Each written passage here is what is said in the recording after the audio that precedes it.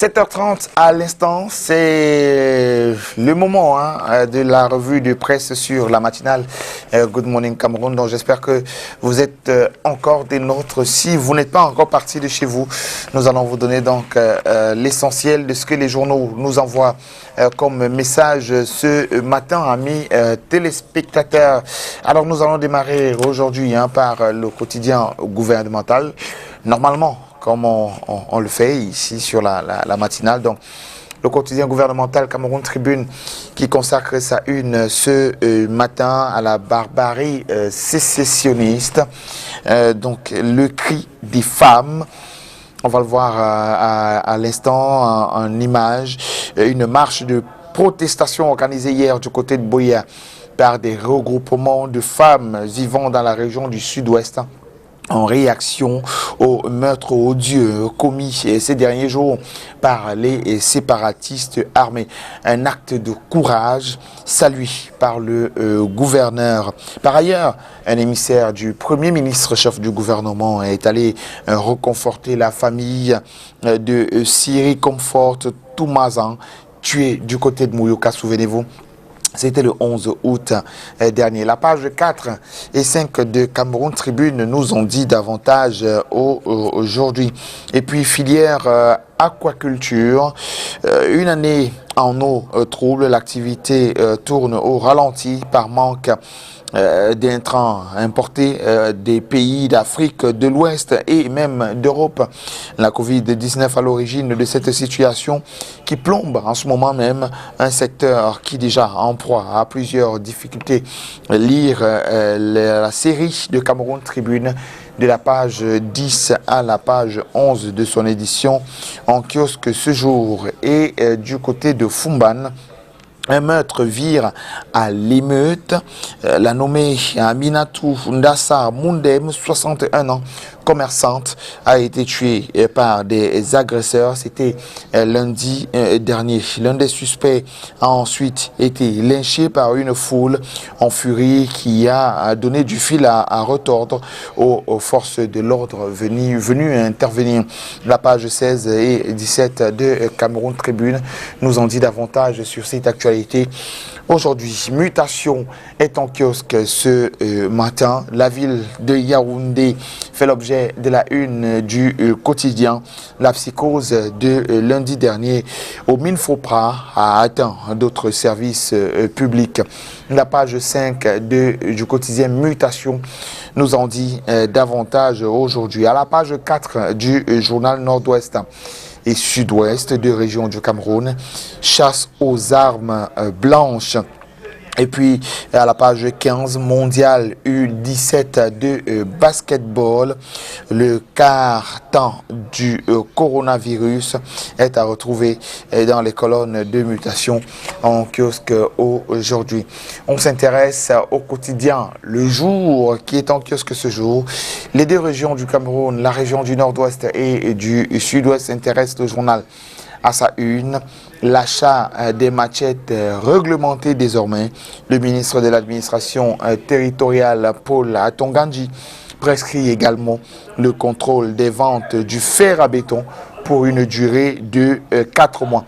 La page 4 nous en dit davantage aujourd'hui. Et à la page 5, homicide du côté de Kribi, Lydienne Taba sera inhumée le 29 août prochain. Le soutien des chefs de communauté au Faux Sokudjou est à retrouver à la page 5 du quotidien Le Jour qui nous amène à la page 6 sur la route Zamangwe Okala Zamangwe Okola, autant pour moi, mon atelier. Les députés de la Léké se plaignent. Pourquoi? Il faut aller lire la page 6 du journal pour en savoir davantage. Le quotidien Émergence est en kiosque ce matin. Église de réveil, comment les pasteurs façonnent leur emprise sur les âmes des fidèles.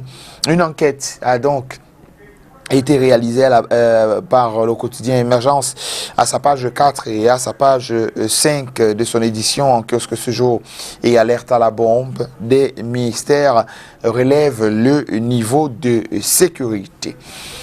Du côté du Mali, coup d'État, confusion au Mali, inquiétude après après des coups de feu dans le camp militaire de Kati. À la page 12, plus de détails. Et puis Covid-19 à l'est du Cameroun. L'unité d'isolement a été inaugurée, comme nous dit le journal à sa page 9 de son édition en kiosque ce jour.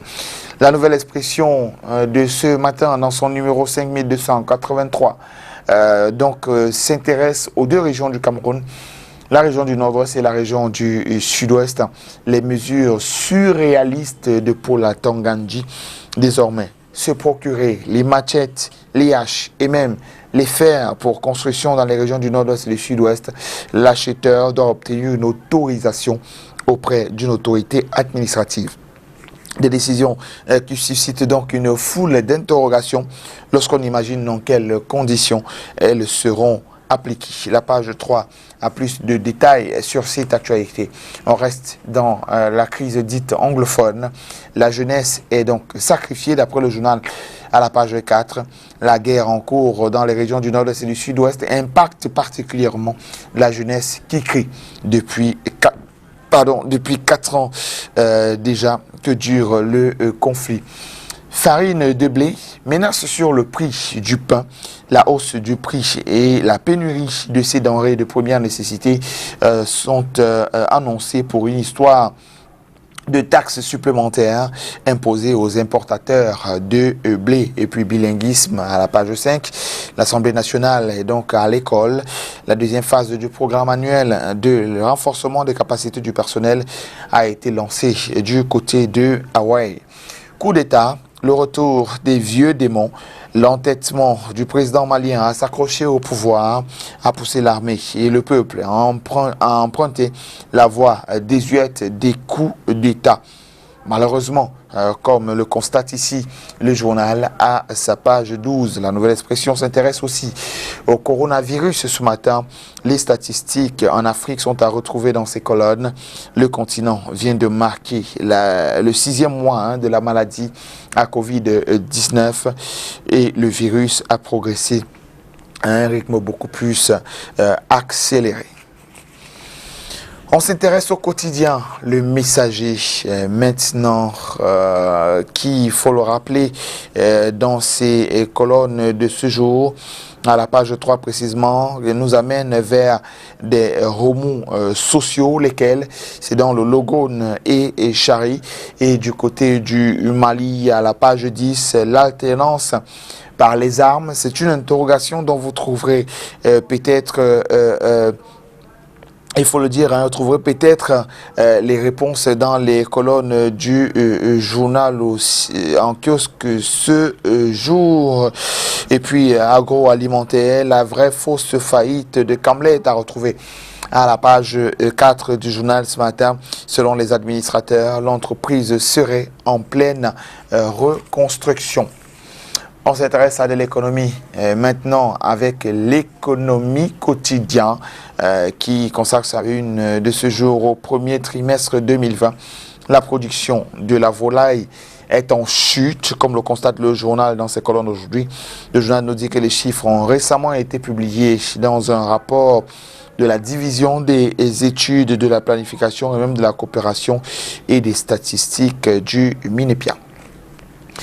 En petite fenêtre du journal, reprise des vols aériens, les exigences de l'IATA pour les classes économiques et les classes affaires à retrouver dans les colonnes du journal aujourd'hui. Et puis Afrique, remise officielle du siège du secrétariat de la ZLECAF. Événement, la plus grande initiative d'alphabétisation numérique en Afrique est donc prévue en octobre.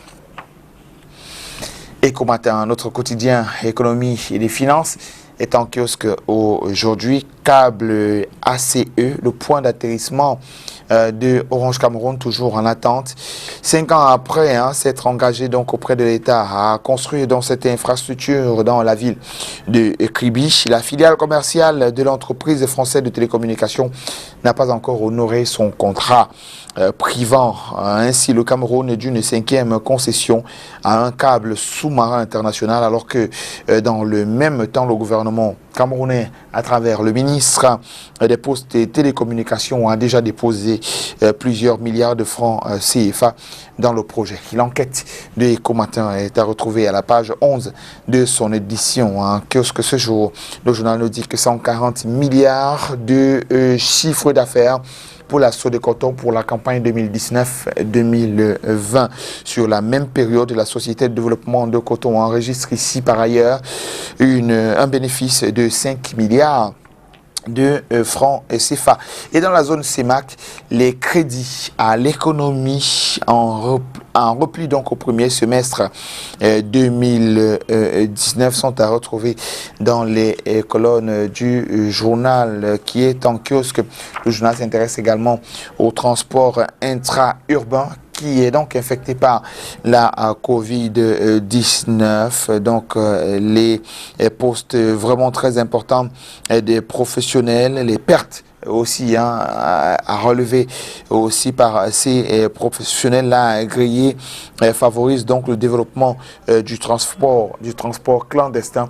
Et le journal Eco-Matin nous livre une enquête dans les villes de Yaoundé et de Douala, menée donc par ces journalistes. Une autre enquête également sur les centres de gestion agréés en ce qui concerne donc en rapport avec les accompagnements des PME est à retrouver dans les colonnes du journal Eco-Matin qui est en kiosque ce matin. L'œil du Sahel est aussi en kiosque, le tri hebdomadaire d'information du Nord Cameroun. En kiosque ce matin, vous pouvez donc constater sa une aujourd'hui et même les quelques informations à retrouver dans la petite fenêtre d'affaires Kavaï et Bouba Simala. Le capitaine Bouba Simala a donc été acquitté, comme nous dit le journal à la page 3 aujourd'hui, et en pied de une, la page 5, Chine Nouvelle. Raphaël Vogo, le journaliste, dénonce la corruption et le chantage dont il est victime du côté du ministère du Minrex, voilà, du ministère, je crois, c'est, ça m'échappe ce matin, voilà, des relations extérieures. J'y arrive finalement. Environnement, Guidigui rongé par l'érosion, à la page ici, c'est puis Mozogo, un paysan égorgé par Boko Haram. À la page 3, plus de détails, lutte contre le Covid-19, la société Miditest offre ses services au Cameroun. Le journal qui nous propose également une découverte dans ses colonnes aujourd'hui, précisément à la page 12, rencontre avec les sculpteurs sur pierre de la localité de Maderla. Le Cameroun Matin est en kiosque aujourd'hui. Approvisionnement continu des produits pétroliers, c'est l'objet de sa une. Comment Gaston et Lundu et Somba a sauvé la pénurie. Allez savoir à la page 4 du journal aujourd'hui qui semble avoir des réponses sur cette question et puis pression, tension, manipulation tribale. Emmanuel Néossi et Néo-Industrie sacrifiée. À la page 5, tout sur cette affaire de Néo-Industrie d'après le Cameroun Matin. Le symposium du football professionnel au Cameroun est également à retrouver à la page 11 du journal. Jules François Famawa, président d'honneur du CISEC. À la CECIMA, le journal nous rappelle que Christophe Eka entame son 5e mandat de ce côté-là et puis le Conseil supérieur de la magistrature intéresse également le journal ce matin à la page 8. De nouvelles instructions aux magistrats. Et vous les retrouverez donc dans les colonnes du journal. On sort de cette revue de presse avec le jeune enquêteur. Le journal d'investigation et d'analyse consacre sa une ce matin à l'épreuve des assassinats barbares et de la terreur. Le projet sécessionniste a donc échoué. Les guérilleros de l'Ambazonie rêvaient d'amputer par les armes une partie du territoire camerounais. Ayant échoué donc, ils transforment le nord-ouest et le sud-ouest de régions du Cameroun en enfer. La page 6, 7, 8 et 9 du jeune enquêteur semble avoir des détails sur cette actualité-là. Dans la localité de Bomonobambengue, une nouvelle procédure judiciaire intentée contre le maire de Dibombari. La page 5 et 6. Plus de détails sur cette actualité en petite fenêtre. Le journal nous rappelle que Christophe Equin remplit donc à la tête, bien sûr, de la CECIMA jusqu'en 2024. Et puis concours de villes propres, doit la deuxième, mais les petits plats dans les grands. La chefferie traditionnelle du côté de Babenga, et le journal nous présente le nouveau chef de cette localité-là à la page 9. Force de défense, le colonel Abin Bozo Émile passe ses actions en revue à la page 10 du jeune enquêteur qui est en kiosque ce matin, comme bien plus de journaux que nous n'avons malheureusement pas reçus à notre revue de presse ce matin. Donc les kiosques à journaux ouvrent à 8h. Pour ceux qui ouvrent beaucoup plus tôt, vous pourrez donc y aller, faire un tour et acheter le journal dont la une vous intéresse ce matin. Digestion de tout ceci en musique. Good Morning Cameroun se poursuit. À tout de suite. Matama Oba Koyoga Uti Yule Mbolo Martin Chobla Soko Biwo Mbamba Menabuna Wabuki Maholio Jamna Agazane Hamyofu Abala Gaga Chiangu Bolon Sare Jampi Koyam Madala Laisse-moi se battre. Monsieur Sonrala Ma fille Andelam et Bimuduko D'avenir on la top